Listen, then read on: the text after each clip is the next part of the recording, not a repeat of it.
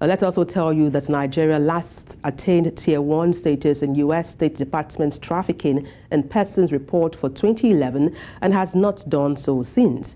The annual Trafficking in Persons Report categorizes countries into 4 tiers as mandated by Trafficking Victims Protection Act of 2000. Now, Nigeria's ranking fluctuated between Tier 1, Tier 2 from 2000 to 2023. The 2023 report gave reasons that may be responsible for this. It cited a previous report in which traffickers exploited IDPs moving to cities such as Gombe and Kano and as well neighboring countries such as Niger in forced labor.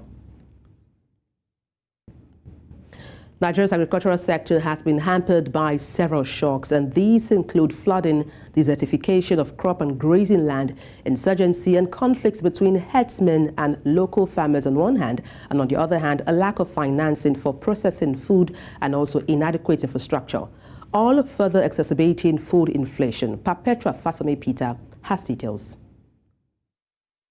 Agriculture accounts for about 23% of Nigeria's GDP. However, despite their contribution to the economy, Nigeria's agricultural sector faces many challenges such as low technology, high production costs, poor availability and distribution of inputs, limited financing, high post-harvest losses, and poor access to markets. The road to all the farm areas are bad, as in bad. If you need any other qualification, you can describe it, they are bad. Nigeria is definitely food insecure because there are a couple of lacunas, a couple of gaps around the agricultural value chain that needs to be closed on time.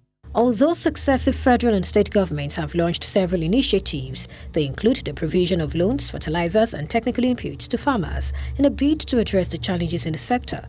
But analysts say that eliminating middlemen and ridding the sector of ghost farmers, among other things, are low-hanging fruits that will yield positive outcomes.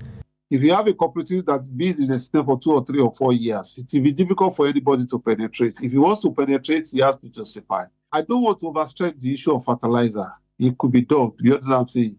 It's so easy. It could be done. And all the government need to do, they need to remove the middlemen and they make sure that what the thing gets to the what to the farmers. Looking at us producing more by fighting insecurity and banditry across our farms, across each state, and also encouraging youth to see agriculture beyond farming, and most importantly, as a career that they can develop and which they can plug into to build the economy and build the wealth of the nation. The better approach to making agriculture a sustainable diversification basis is to be ready to add value to agricultural products.